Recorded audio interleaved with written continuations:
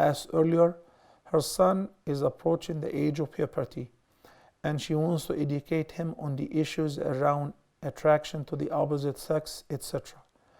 Okay, one of the beauties of studying in an Islamic school, such as Al-Azhar, and Al-Azhar, not only Al-Azhar University or the mosque, but they have Al-Azhar from KG all the way until you become a doctor or a surgeon or a heart surgeon, or you become a sheikh, or you become an engineer.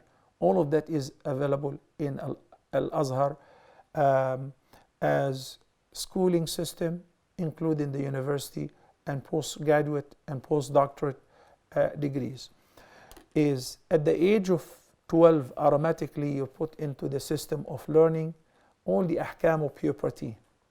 So when I study with my kids, I collected my kids from the States, I put them in Al-Azhar.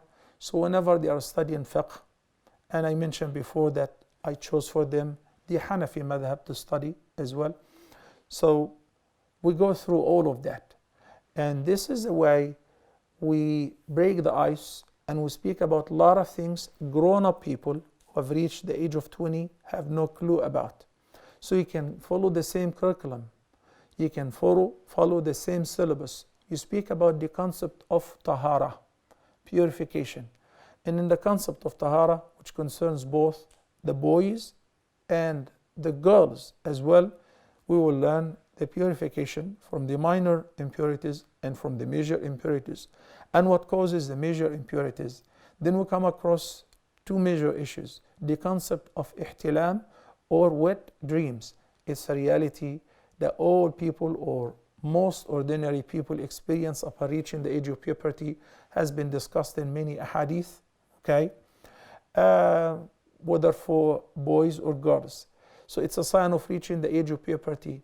Some of the youth who come across this experience without a previous knowledge, they assume that they had the urge of answering the call of nature and they didn't go to the bathroom. So they think that they wet their beds and that's it. So they may wash their clothes or throw them in the laundry and take a shower and that's it. By that you cannot pray.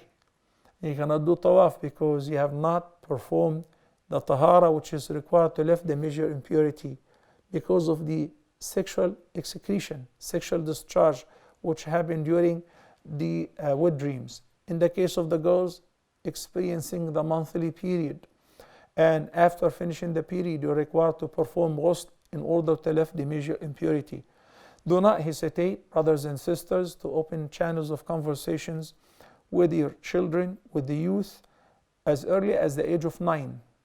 As early as the age of 9, because especially those who live in the West, they may experience puberty at an earlier age.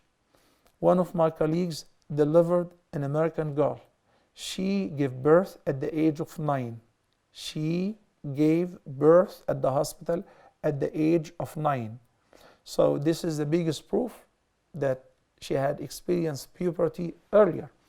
So it is best to prepare them the same way the Prophet ﷺ said, عَلِّمُوا أَوْلَادَكُمُ الصَّلَاةَ لِسَبْعٍ. So we begin by teaching our children how to pray properly and officially at the age of 7, even though the prayer is not required from them until they reach the age of puberty. But if the one is shocked with the mandate that today you've reached the age of puberty, you're supposed to offer the prayer. I'm not used to. You're supposed to fast. I'm not used to. You're supposed to wear hijab for the girl. Well, I never put it on. It becomes weird. It becomes difficult. So preparation and gradually introducing those practices to them. So if you speak about that, you will find the door open to address the relationship between the opposite genders. That is something that we cannot avoid. It is inevitable. In the schools in non-Muslim societies, they teach them homosexuality, transgender rights, LGBT, and all of that. So when you're at home, you're reluctant to speak about how should you treat the opposite gender, your classmate, or your pretty teacher, or, then you will find yourself way behind. No, as a matter of fact, I encourage you. The father would have a chat with his boys. The mother would have a chat with her daughters. Perhaps we'll go out, take a cup of coffee, latte, cappuccino, walking around, sit in a nice place and discussing these matters. Not once, not only twice or a few times. It should be done on a systematic basis. At least once or twice a week, we have to have a halqa. The family father gets all the members of the family, the wife, the children, and everybody in order to learn the deen. Begin with the ahkam of tahara. There is a beautiful book which is called Al-Fiqh al-Muyassar. Fiqh has been made easy. It's available also in English. It will give you all those ahkam in simple ways without going into the details of differences of opinions. That will help you a great deal. Then you come across what you should do when you feel attracted towards another girl. You said he's a boy. And the divine command of Surah An-Nur, ayah number 30, of lowering some of the gaze.